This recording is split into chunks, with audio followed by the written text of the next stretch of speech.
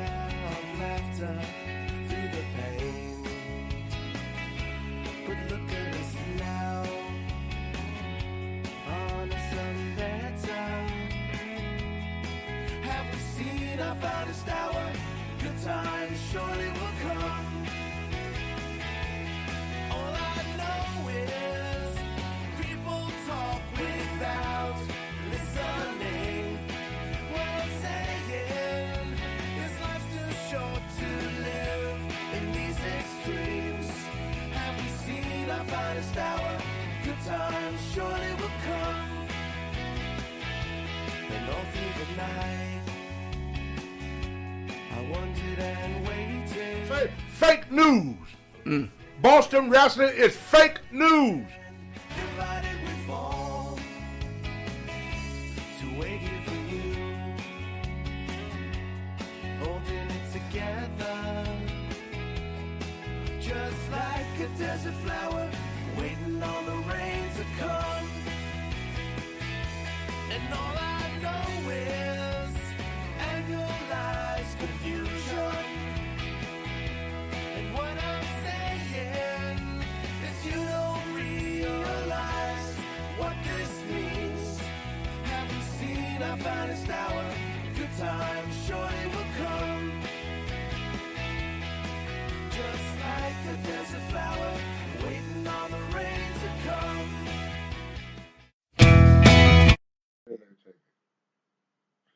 Hi, this is Tony Atlas, Mr. USA WWE Hall of Famer 2006, one half of the World Tag Team Championship with Soul Man Rocky Johnson. Still got the pipes going on, still working out, still hitting the gym. So, one of the things I talked about earlier, I was babbling a couple of times, but this I won't babble on because this is what I do for a living. I work as a personal trainer for the past 35 years at different gyms up here in Maine and other places. But like I was saying earlier, you have to be tough to be a wrestler. And I wasn't the best shooter in the wrestling business.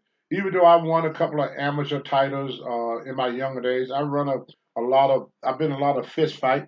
But toughness was more than just fist fighting and a couple of amateur stuff. You have to be able to travel. You have to be tough on the inside. When I say tough, not just tough, I can beat up this guy, I can beat up that guy. You have to be able to take it. You have to be able to take criticism. I remember one time, before I get into what I really want to talk about, I talked to Mr. Wrestling number 2, which was Johnny Walker in Atlanta, Georgia. And I said, Mr. 2, will you, man, watching my match and telling me what I'm doing wrong? 2 said I would do it on one condition. You don't get mad at me. Because if you can't take constructive criticism, 2 you told me, then you can't make it in this business. You got to be able to take constructive criticism. When somebody, you ask a man, what did I do wrong? You have to take what that man said and thank him. So he told me what I did wrong in a match. I took it and I thank him. My mom used to always say, it takes a smart man to play dumb and a dumb man to play smart. So getting back to what I really want to talk to you about, I always getting questions all the time. They say, Tony, how long did it take you to develop your body? Well, to answer that question, it took me 2 years. It only takes 2 or 3 years for a guy to never lift weights in his life to develop himself into maybe a contender, a person that could compete in the competition.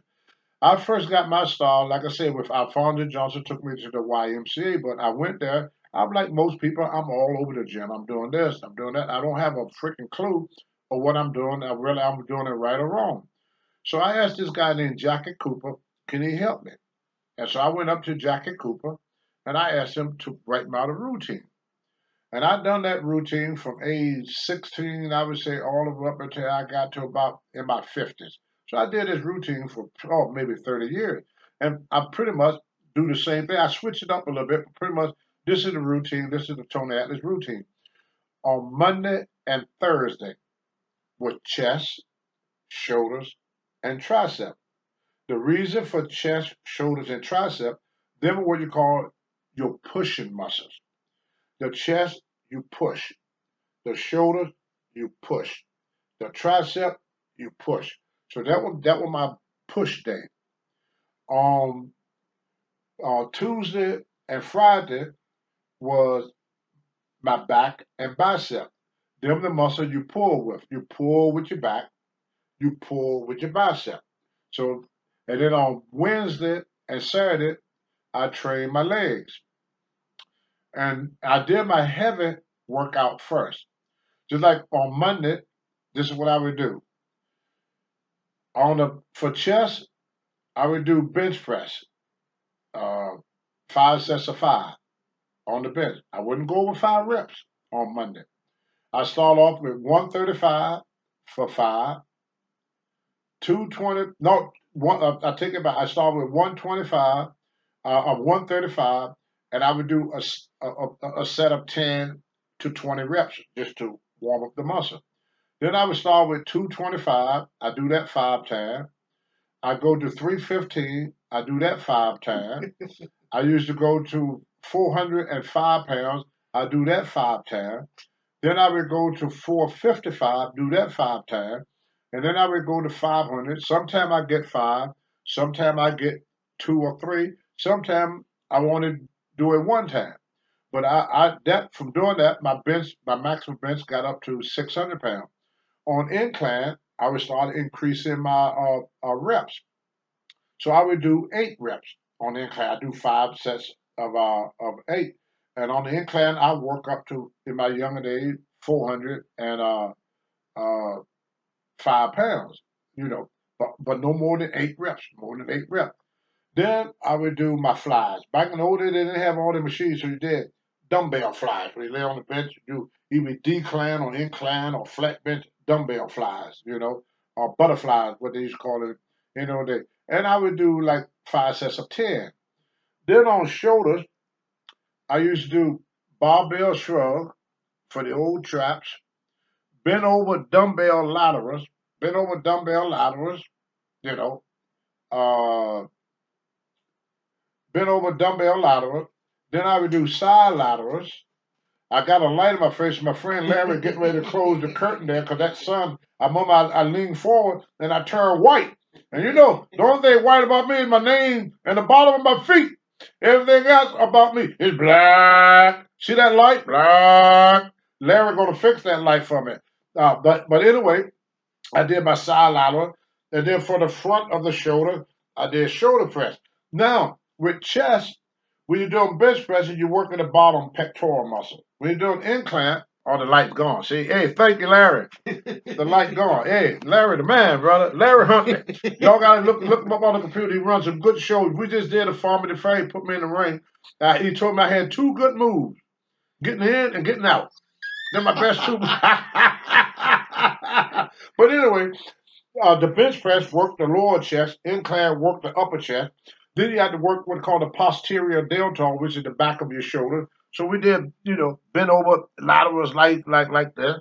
Then I would do my side lateral for the side dip, and then I would do either behind the neck press, front press, or the armor press with the dumbbell.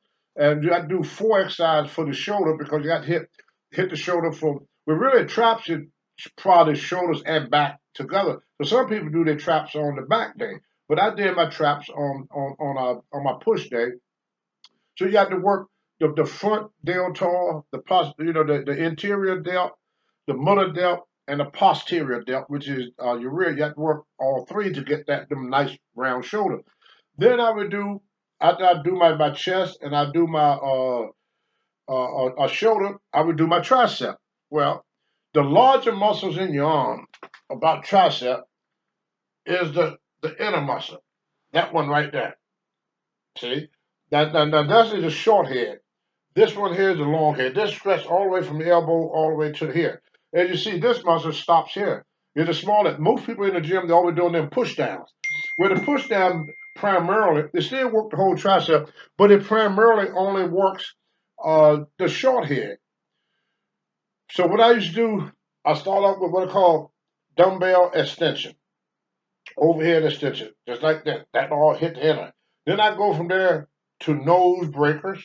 Skull crusher or nose breaker, where you lay flat on the bench and do this movement.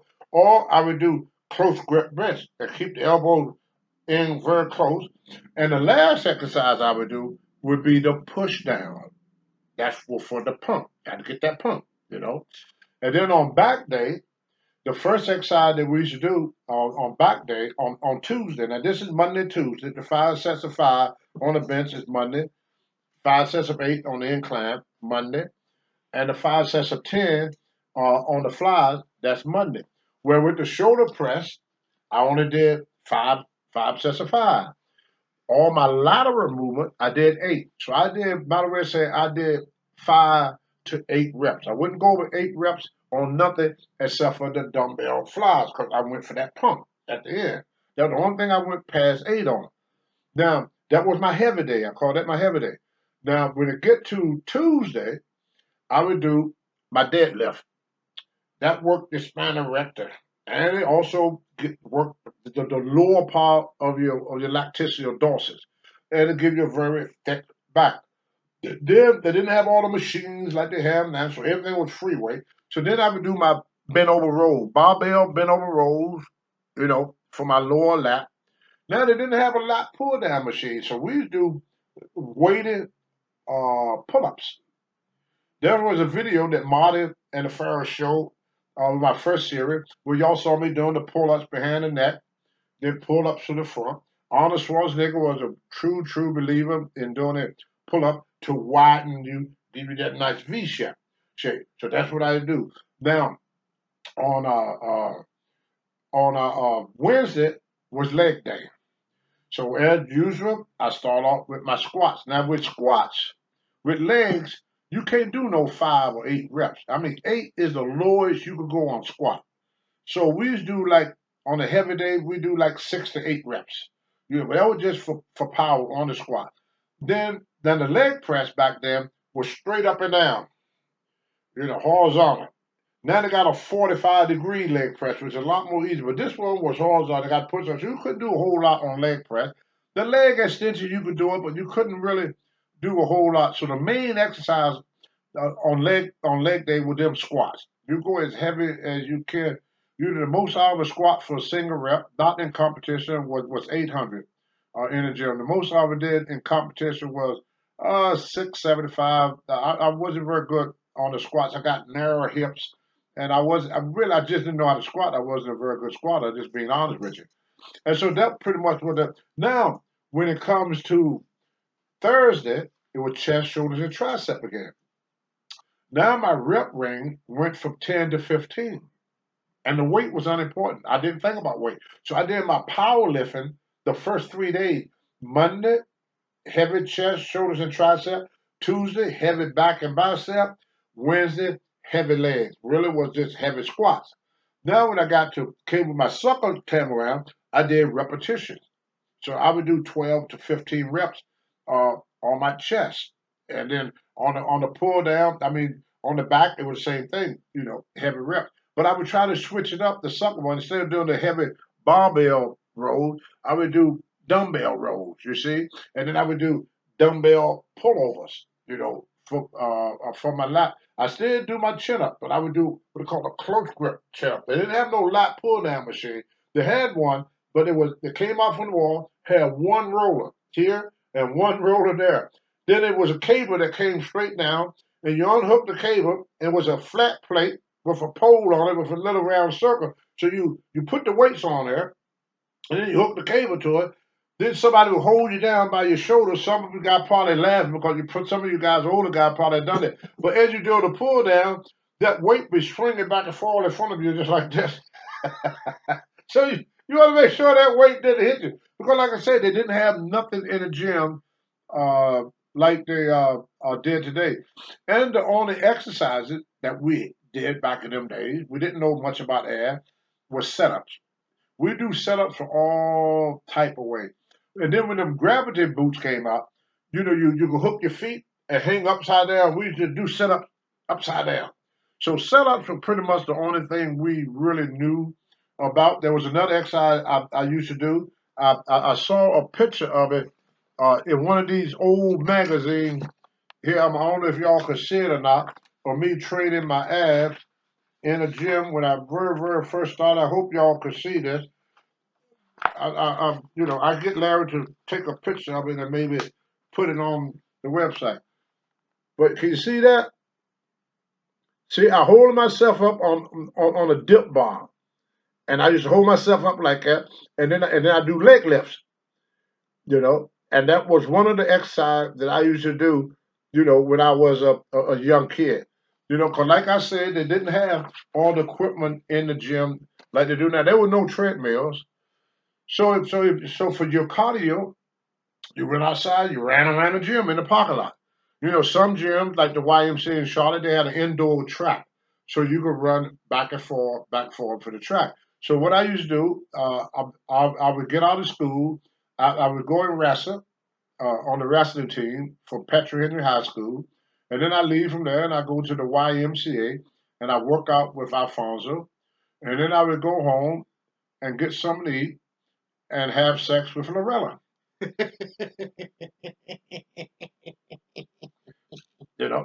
That was my life when I first started wrestling. Well, when I got into pro wrestling, I have to organize myself where I used to get up early in the morning. One of my training partner was Greg Valentine's father, Johnny Valentine.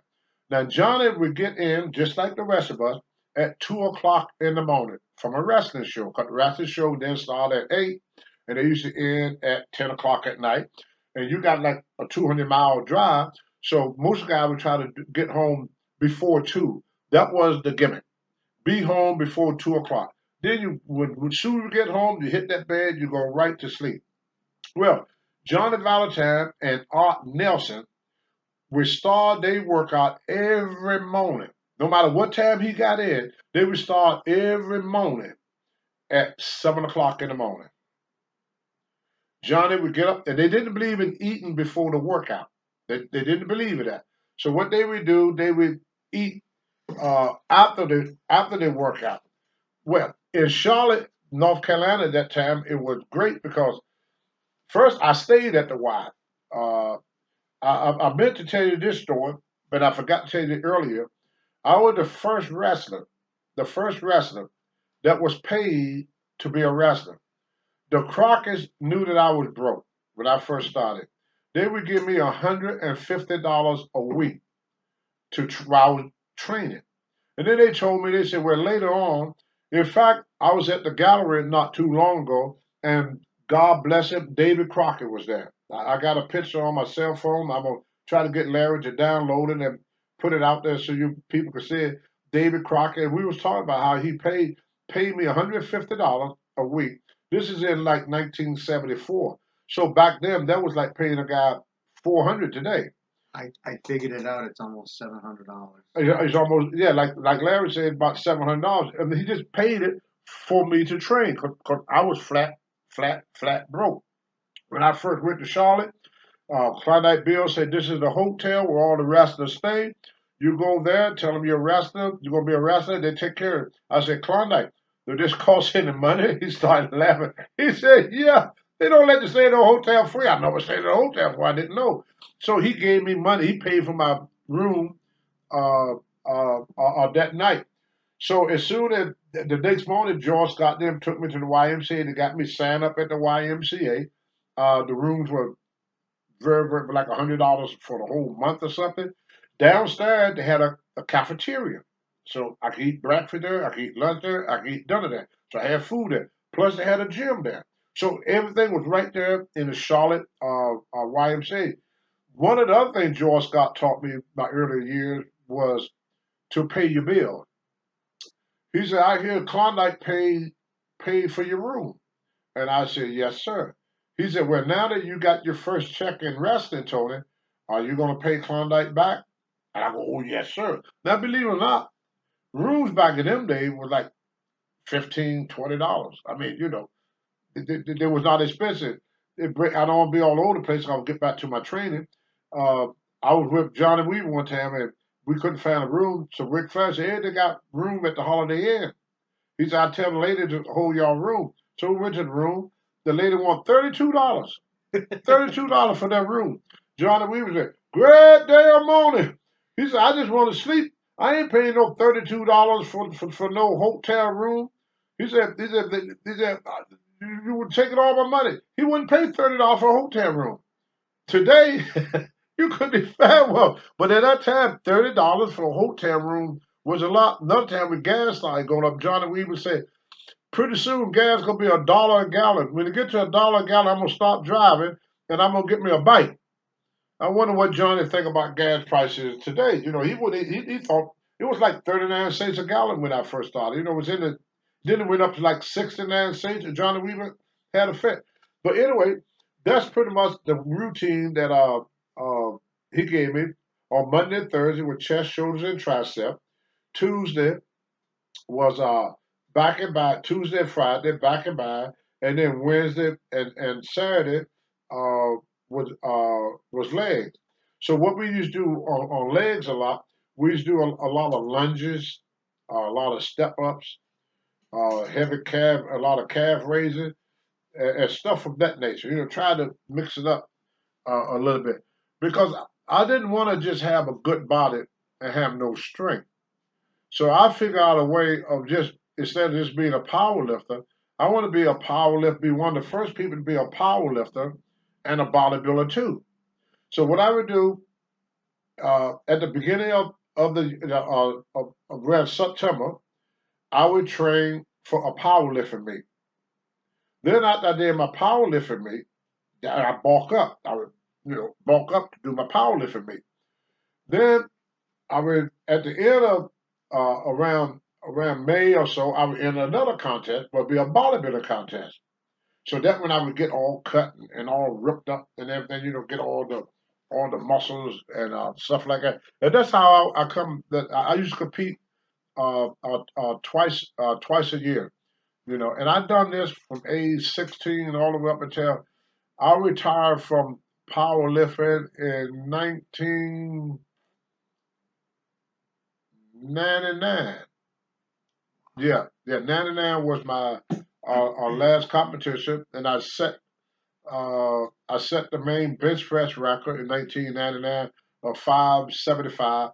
And somebody, I got a little plaque over there, see, right there, Larry, see at the bottom. And nobody broke my records yet. A guy went on the computer the other day and said, Tony, you still hold 3 records? Which one? Yeah. No, behind my dolls there, Larry. Oh. Yeah, right there. You see that little plaque? Oh, the Moxie? Yeah, right behind the Moxie. Oh, right behind it, the oh, plaque. I mean, not the plaque, but the thing. But anyway, the guy came and gave me this, and I framed it. And what? Read that off, Rand. Read that. What they say? Look at here. I'm gonna try this. What group is that? I'm gonna turn the light on so I can see. I can't. Oh, hey! Now y'all can see me. Look at the light on. This is the APA, American Powerlifting Association, and on this thing it says this is for the state of Maine. In a 275-pound class, I still hold the record at 575. For those over the age of 45, I hold the record of 500. And in the open, 575. And that is the American, I don't know if y'all can see this. See that? And then my records. See that? Yeah, and that shocked me. And when he gave me that, I said, oh, hell, I'm going to frame that. I'll frame that. Old Tony still got it going on there, brother. So, and I still like training. And I learned a whole lot of stuff about training over the years. In fact, I know more after I became a personal trainer than what I did when I was actually competing. Like in America right now, we have a pandemic, and they say it affect those with underlying condition. Now, some people want to take the shot. Some people don't want to take the shot. With me, I don't give a shit what somebody do. You do what you want to do. You're a free country. But it's good to know the facts. Stress is the number one killer in America. The average human beings, this is what we should eat, not what you gotta eat or you Tony. I ain't tell you what to eat. You go eat your chitlins. I love my chitlins. You go eat your hot dog. You eat your hamburger. Eat what you want to eat. I'm not telling nobody to eat. But what we should eat is everything we consume should be 50% fruit and veggie, 30% veggie, 20% fruit. When you look at how most people, most of us eat carbs and protein. We don't eat any veggies, see, and we don't eat much fruit, you know. So that's how we should eat, but we don't eat. I learned that after my career was over, which I wish I had known earlier. I learned how to train. I mean, every Monday, 500 pounds, 500 pounds. Well, what I found out later, after 6 to 8 weeks, your body become accustomed to whatever you're doing. What when I say become accustomed with doing, don't mean you won't make gain, mean your progress will slow down. Will slow down. I didn't know that then. I could have been a lot bigger and a lot stronger if I had known that. The way we should train, you do 1 month of 15 reps. See? That work your ligaments, tendons, and structural muscles. The second month, you want to do 8 to 12 reps, which is 7. Well, the first month is 65% of your maximum resistance. We work your ligaments and tendons and structural muscle. The second month, you work what you call your uh, slow twitch muscle fabric, and you do that by doing 8 to 12 reps. Just doing 10 is perfect. You do that for your second, but that what they say working 75% of your maximum resistance. Now, maximum resistance is what you can do for 1 rep. And then your last month should be four to 8 reps, 4 to 8 reps, which is 85% of your maximum resistance. And once again, your maximum resistance is the weight is resistant. You try to push it up, it's trying to come down. So you got that what they call weight training resistance exercise. So then you do that. Then if you feel like it, you can max out at the end of that routine. Then you're supposed to take a week off to let the joints and everything recuperate. Then you start over again. But when you start over again, you add 5 pounds to everything you do. See, the reason you can add 5 pounds a week or 5 pounds every 2 weeks, because the body don't know the difference between 5 pounds and it don't know the difference between 500 or 505. It's not enough weight for the body to know the difference. Now, the other things I found out I didn't know then. Weight training build what they call bone density. When you put stress on the body only produce what it needs. So if the body don't need it, it don't use it. Like you hear the whole say, "Oh, he's on steroids." Well, here's the reason why they call them steroids. When you taking testosterone, injectable pill, no matter what, you take artificial testosterone, your body don't produce it no more. That's why a lot of men, when they take steroid, they what's the word I want to use? They shrink. Test. Your testicle, good word, good safe word. Yeah, you know me, I would have said something that got me kicked off. I would say something like nuts or oh, did I say that? Yeah, that's what I would have said. Yeah, you're nuts, now. But your testicle, where they shrink up because they're not working. They're not working because your body only produces what it needs. If it don't need it, it don't produce it. After age 25, anyone that do not do any resistant exercise or resistant movement lose a half a pound of muscle a year. So after age 25, your muscles start to deteriorate. After age 35, you lose 1% of your bone density up until age 70. The reason it stop at age 70, you ain't got no more to lose. You understand? So your muscles start deteriorating at age 25, and your bones start deteriorating at 35. See, the body was meant to move. The body was meant to work. That's why God gave you muscle. You ever hear those saying, use it or lose it? Well, that's the reason why.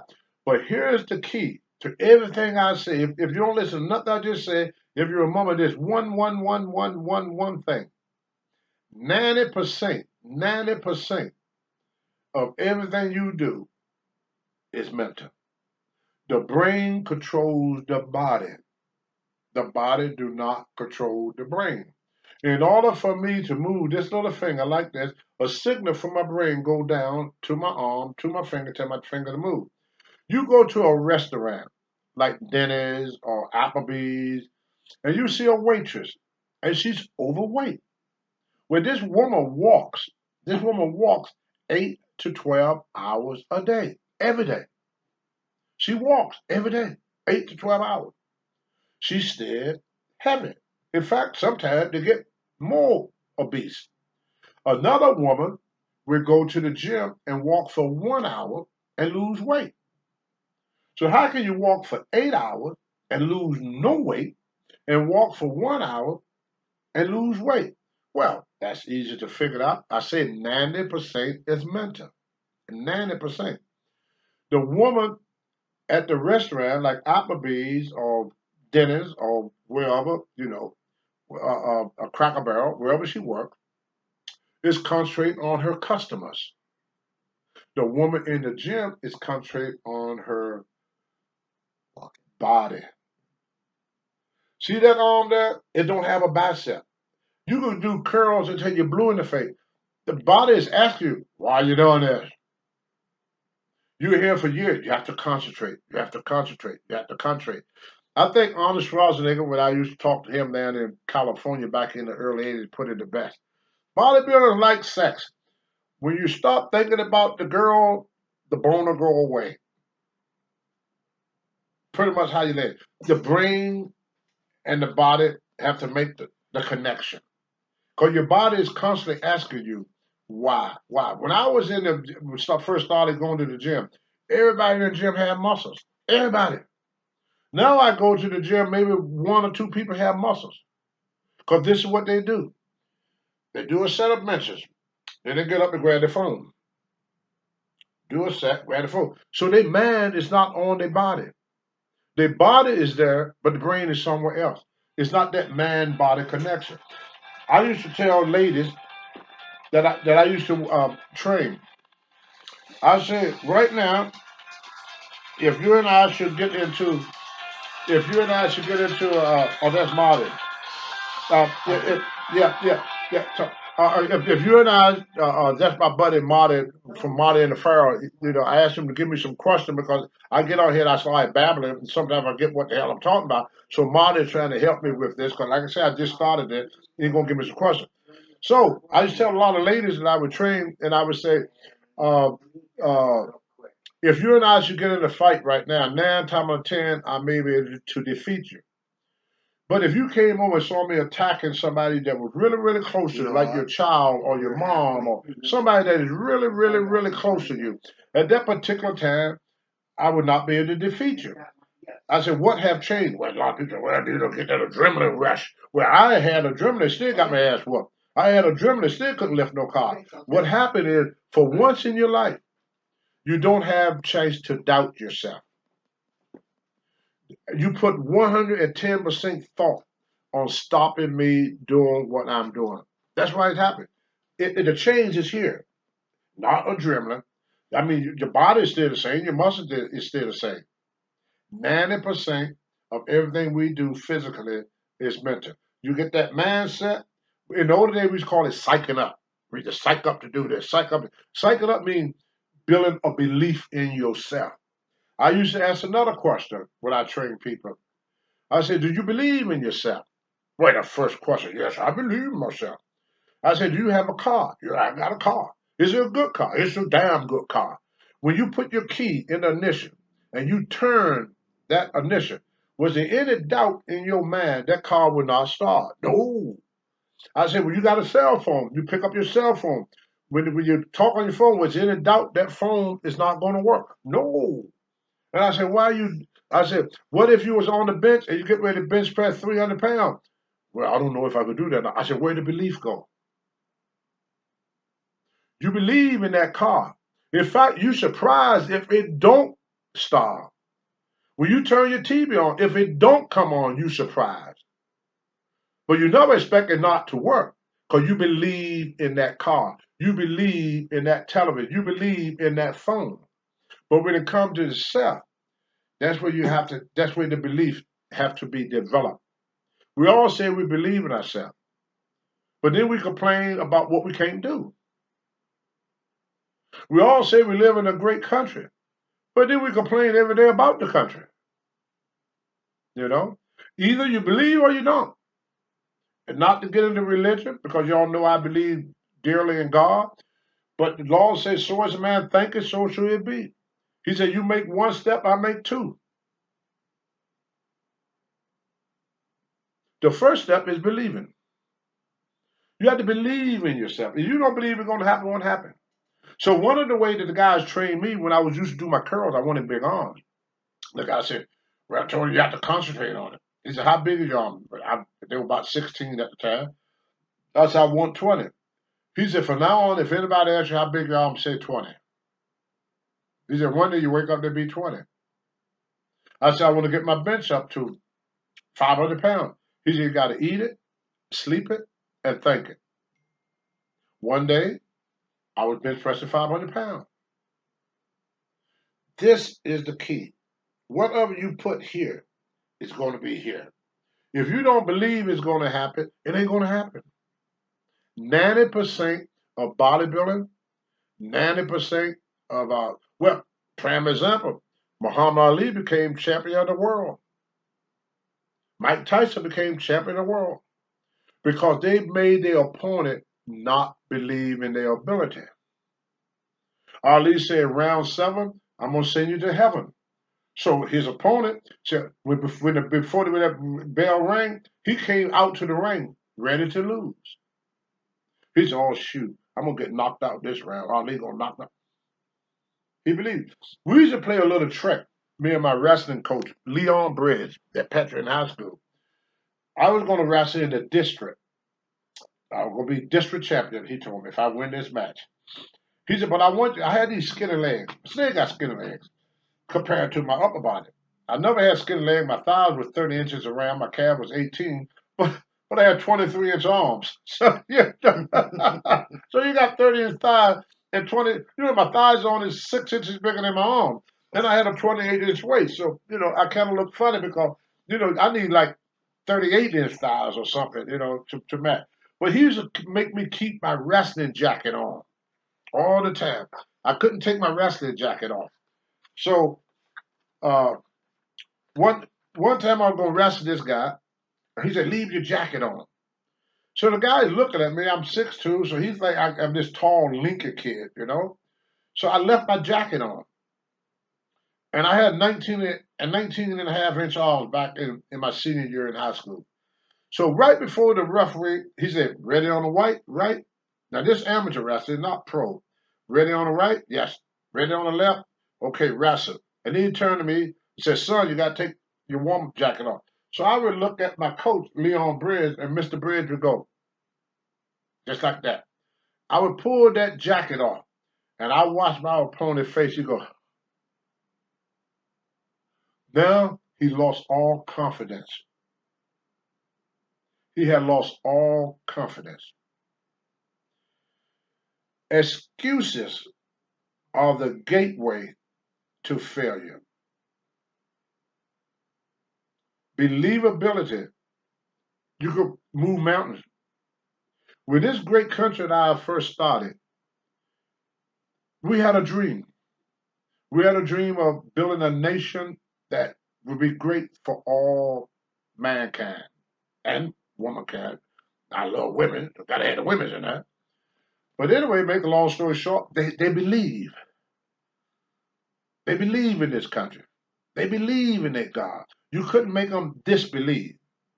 Now we figure, oh, I'm not going to do this. I'm not going to do this. They're not going to let me do this. Who ain't going to let you do something? You are stopping you. Captain Lou Albano used to tell me all the time, he said, Tony, you got the green light. The only person who can hurt Tony Atlas is Tony Atlas. And he was right. There was a lot that the big man wanted to do with me, but I didn't believe in myself. I was stuck in this old crap from the 50s and the 60s. The white man ain't gonna let you do nothing because you black. The white man ain't gonna let you become champion because you black. You ain't gonna do this because you black, because you black, because you black. I started believing it like an idiot. But even with that, I still won many powerlifting meet. I still won many weightlifting meet. I became a Hall of Famer. So all that is bull crap. Somebody tell you can't do something. J.C. Williams, you tell J.C. Williams you can't do something, it make him want to do it even more, just to prove you wrong. That's how old J.C. Williams. Alfonso, you tell Alfonso you can't do something, Alfonso try to prove you wrong. You tell Hulk Hogan he can't do something, he gonna prove you wrong. You tell Stone Cold Steve Austin you can't do something, he prove you wrong. I remember sitting in the dressing room, me and Tommy Wildfire Rich, and going back to believability, Ole Anderson did not believe in Hogan. Didn't believe in him. We were going to wrestle Tommy Wildfire Rich. Y'all would talk to him, ask him. He went up and said, Ole, I just beat Dennis Condren for the Georgia championship. I'm Georgia champion now. But I need an opponent because at that time, most of all the big wrestlers had left, went to AWA or went to the, at that time was a WWF, you know. It was Worldwide Wrestling Federation. It had become WWF until 1985, after the father passed away. That's when it became WWF. But before 1985, it was WWWF, Worldwide Wrestling Federation. Well, anyway, they wanted Hogan to beat me. Now, it was in 1978 in Georgia Championship Wrestling in Atlanta, Georgia. This before Hogan even went to New York. He was in New York then. He had just started his career. So Tommy Rich went to talk for Hulk Hogan. And this is what Ole Anderson said. Why waste yourself with the big buffoon? He would never make any money in this business. Hogan made more money in a week for this business than Ole Anderson made in his whole freaking career. And I love Ole. I'm not knocking him. But it showed about that belief. He didn't believe that Hogan had it. Didn't believe Hogan had what it took. He didn't. Nobody did at that time. Until Hogan went and made that movie and became an overnight sensation, went back to Minneapolis, started selling out every building in Minneapolis. And then Vince Jr., smart man being what he is, everybody know how smart Vince is, he gave Hogan a call and said, hey, come on, work with me. I got some ideas that could really, really make this work. Now, I don't know if y'all remember when Hulkamania first hit, that's why I got his picture up there. Just to show y'all, now Tony Atlas pinned Hulk Hogan every time we wrestle. They didn't believe in him. He had to prove them wrong. And he did. He proved that he was going to be the greatest thing that the 80s and the 90s ever saw. And he was like that for a long time. And he opened up the gateway. He took wrestling from the little arenas that we used to wrestle in, little armories, little arenas, little high school, that every place, we couldn't go to them buildings no more. They couldn't hold a crowd. That's when everything became Coliseum, civic centers. It started with Hogan. It didn't start with John Cena, didn't start with Raymond Rowan or all these guys. These guys are, all of these wrestlers today, Vince McMahon and Hulk Hogan made wrestling mainstream. With Hulk Hogan ability and charisma in the ring, and with Vince McMahon intelligence, they was able to bring wrestling up. Until wrestling was drawing more people than football, more people than baseball. It used to be 3 major sports in America when I was a kid. Football, basketball, and baseball. There was no other sport. Nothing. We had to go to these arenas. When Vince did WrestleMania 1, The building sold completely out. But there was enough people on the outside to fill the building up 3 times more. So Vince said, oh, Lord, what the hell I'm going to do for WrestleMania 2? Oh, I got a great idea. I get three Coliseums and sold all 3 of them out. Oh, now what I'm going to do, say Vince. I just hit myself in the head laughing. Really What hard. damn, what is wrong with me? You want me to do it next time? I'm such an idiot. But y'all know that anyway. But anyway, he went into stadiums. He had to do it in stadium. But it all started with Hulkamania. That's the start. You look back at all the records, attendance that you want. There had never been anything like Hulkamania until the Attitude Era with Stone Cold Steve Austin, Ronnie Piper and Piper Pit. These guys were able to pick up the ball that Hogan laid down. He didn't drop it. He never fumbled. He just passed the torch on these guys. And luckily, these guys were capable of carrying the ball for the McMahon family and for the wrestling fan. But it all started with Hulk Hogan. Before Hulk Hogan, we were in a little small building. We stayed with the Civic Center once in a while. You know, we did maybe about 3 or 4. It was like once or twice a week we went to a big building. Most were little small venues. You know, it wasn't like every night. We used to do Allentown TV. Allentown, Pennsylvania. We used to do our TV taping every 3 weeks. And then we go to Hamburg Field House and do TV taping. But when Hulkamania come along, them places were too small. So we did our first TV, Poughkeepsie, New York, Civic Center. Got to go to the Civic Center even do the TV. Now you watch Monday Night Raw, you watch it, it's all in Civic Center. But it all started with Hulk Hogan. And here's a guy that never beat me. I beat him in Madison Square Garden. I beat him at the Spectrum. I beat him in every town in Georgia. Every time I step in the ring with Hogan. I saw him not too long ago back in he got a shop, beach shop. I think it's in Atlanta, right? Atlanta, his beach shop? Tampa. Yeah, Tampa. And he looked at me, he said, brother, would you like to do it just one more time? One more time. I could see it in his eye. He looked at me. We friends. We the best friend. I love him to death. Love Hogan. But he want to beat me. He wants to win back. He want that win, brother. Old Tony got away with being the only guy. But they didn't recognize him. They did not believe in him. And once you lose belief in something, you're going to lose that something. You stop believing in yourself, you're going to lose. You stop believing in your family, you're going to lose your family. You stop believing in your country, you're going to lose your country. I don't care what it is. If you don't believe in it, it ain't going to happen. The law says, so as a man thinketh, so shall it be. We are what we think. So this segment was pretty much supposed to be mostly about training, but training and wrestling is the same thing. You have to believe that you was going to be a champion. Like the Boogeyman would tell his story, they didn't want it. He kept showing up. The Brooklyn Brawler, they didn't want to use him. He used to just show up at the matches, hoping somebody didn't get on the card. But he kept coming. And then once in a while, somebody didn't show up. They said, hey, kid, you got your trunk? Steve LaBoss, yeah, I got my trunks. I got my boot. Hey, go ahead and wrestle. They had wrestling. I was one of them that would miss a show. LaBoss probably took my place a couple of times. But he would just show up at a match. He just wouldn't quit.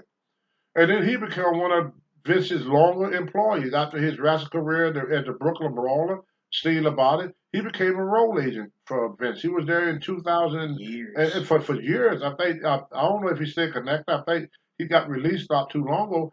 But he believed enough in himself that he just would not give up. Mario Mancini was another guy that believed in himself, kept coming, until finally one day they said, hey, Mario, we're going to do something with you. Mr. Wrestling number 2. He was almost 40 years old before he got his break. He got it accidentally, Because what happened, they was pushing Mr. Wrestling #1, Tim Wood. They were pushing Tim Wood. My leg was shaking. I was shaking myself. So Larry had to hold my leg. Like, I ain't all there. Y'all know I'm crazy as a shit. I was wrecked. But anyway, Tim Wood got unmasked, got his finger bit off by a wrestling fan. And Mr. Two became wrestling too because he was going to be the heel. He was going to be a bad guy heel. And then all of a sudden, they had to take the attention off from him and put it on wrestling too. But he hung around long enough to get that break. Sometimes we get what we want in life right away. Sometimes we have to work a little bit harder to get what we want. But as long as we believe in our ability to do, nothing's going to change. I left wrestling.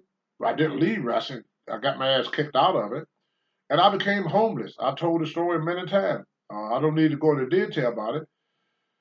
But it's a woman by the name of Monica Durang White, who is my wife for the past 31 years. She's right now is in the hospital with a stroke. But I just left her today. She don't give up. She still believes she's going to walk again. She still believes she can beat that stroke. She believed in me. She believed that I would quit the drugs, that I would straighten myself out. When I went back in 2006 to be inducted in the Hall of Fame, Vince McMahon, I don't know if you remember, because I'm not that important, so you don't remember things you say to unimportant people. He remember what he said to Trump, but he don't remember what the hell he said to me. Sometimes when I tell him what he says, I said that. Yeah, because I'm not on your man, Vince, so of course you're going to forget everything they say to me. I'm not important to you. He said, it's a shame you didn't meet that woman 20 years ago. And I look back on it. If I had met her 20 years ago, my career would have been a lot different financially. But in a way, I'm glad my career went the way it did because I did a lot of work outside of wrestling that I wouldn't have done if I had been in wrestling. Outside of wrestling, I got 2 keys to a city, 3 proclamations to a city. I'm an honorary fireman. I've been to Kosovo. I entertained the troop. I worked with police department, fire department, did fundraisers with this. I test the life of a lot of young kids. I work with mentally challenged adults. So I did a lot of good things for those that was less fortunate than myself. And I have a lot of people I was able to dedicate myself to doing a lot of stuff that I would have not had the opportunity to do with the WWE, which Vince do a lot for charity. I mean, I have worked with Vince and Sergeant Slaughter. He do a lot of stuff with John Cena with that program. What is Make a Wish? To make a wish program. I played golf at what the place Mohegan Sun. Me and Sergeant Slaughter for the Jimmy Fund. I went down for the Taser program. The Taser program, the program I got in Arizona for fallen officer family. Like if you're a police officer, as you get killed in the line of duty, this fund is to help the wife because every policeman are human being. They got children, they got kids, they got wives, they got parents. They're not something from outer space. They're a human being just like you, a police officer. And so they want to go home to their wife and family in the day. But what happened when that policeman or that soldier don't come home? Where'd that leave the kids? Where'd that leave the family? They human like us. So this program, the Taser program out of Arizona, was a program to help with the family because in every incident the family is always left. Just like I wish in wrestling they had like a Bruiser Brody fund for wives that had lost uh, husband, not from natural death or nothing, but like something dramatic happened, like a murder. He was murdered, no way of putting that, or he get killed in a plane crash or a car accident going to or from a show. I mean, he's out there because of this show, but he can't come home. But if he wasn't doing a show, he'd been home. But we don't have that type of fun. But anyway, I just want to talk about the connection between the brain and the body. And you can lift all the weights you want to lift. If you don't believe that you're going to grow, you won't grow. Now, one more thing, getting back to the training again, 'cause I know some of you guys say, hey, Tony, get back to the training. Get back to I'm Something else I want to tell you guys. When you work out, the body works a certain way for everybody. If you take a 1 minute rest between each set, that is for muscle development or size. So if you want big muscles, you do your set of 10 to 12 reps, you rest only 1 minute, and you do it again. Because what happened, the blood have not left out of your body, and all your creatine phosphates have not returned to the body yet. So your blood must not recover. So you keep pumping it, pumping it, pumping it. Find the muscle will adjust to being pumped and stay there. If you want both size and strength, you rest 2 minutes between sets. So you do a set, you wait 2 minutes, you do another set. The reason for that, because at 2 minutes, about 95% of your creatine phosphates have returned to your body. So you're only like 5% from recovery. That's how come you're able to do more weight. The tighter the muscle gets, the less weight you can lift. If you want strength, like your powerlifter, only rest 3 minutes. Because after 2 minutes, your body have totally recovered. So you got another rest period in between after recovery, so you're able to lift more weight. If you rest 4 minutes between sets, go home. You ain't doing shit, man. You're just taking up space. You ain't working out.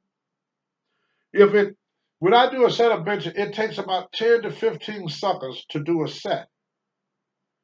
So if I did 5 sets, actual workout time is only 1 minute. Nobody just slices it. 1 minute of work. But if it take me 15 minutes, what the hell I'm doing another 14 minutes? I ain't lifting.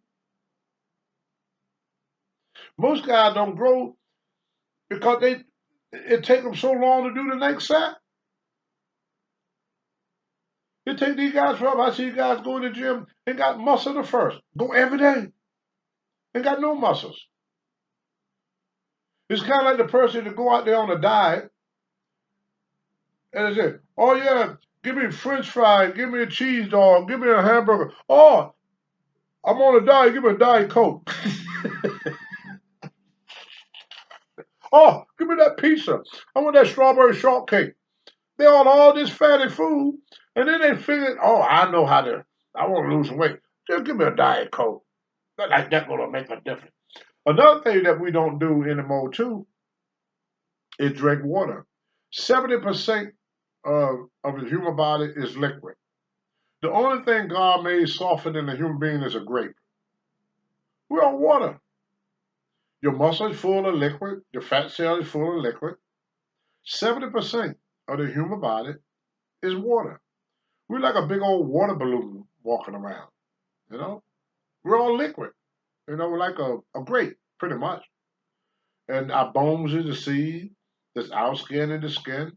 So we're not as tough as we think we are. You know, we're very delicate creature, more delicate than what we are thinking. Because it don't take much to hurt us. I mean, it don't take 7 pounds of pressure to break a bone. But the more muscle you have when you're young, the more muscle you're gonna have when you get old. Because we're all gonna get old, no matter what. I mean, I am a guy. I'm old, you know. But I don't have the 20 some inch bicep no more, you know. And nothing like I used to. Not even close. But I got muscles left. I got more than most people my age, because I did something earlier. The average life expectancy of the average human organ is 120 years of age. So we hear about somebody, oh, he lived to be 90, that's not unusual, according to the Bible. That was average. If you treat your car the way you treat your body, it won't run. You treat your house the way you treat your body, you won't have a house. My mother probably said it best to anyone I would talk to, my mom. Anything you don't want, just don't take care of it, you won't have it long. If you're in a marriage, you don't take care of it, you won't have it long. I knew this old guy named, I hope he don't mind telling him name because I love him to death. He's a buddy of mine named Tom Sparks. And he was in the construction business. He had this old long, the one what we call hot dog with the long floppy ears and long body, little short legs, basset hound, your little basset hound. And he was mean to that dog. One day we really did some work for a neighbor. And he took the dog along. He left the window crack because it was hot, didn't want the dog to suffocate. We come back, that dog don't jump out the window and everything. So we holler for the dog and everything. We couldn't find the dog nowhere. So we get back in the truck, we driving away. We driving away. So somebody just told me to look back. I didn't say nothing to Tom. I still didn't told him this story. He probably know it now. I looked back, and the dog was peeking out behind a tree at us, watching us leave. He saw his opportunity to get the hell away from that abuse, and he did. I think the people that we did the work for kept that dog, but they probably never let dog go back. But you see, a lot of dogs came from abused places. A lot of women get abused. A lot of men get abused. So if you get Jack ready, what you gonna do when Hucker Hogan go wild on you?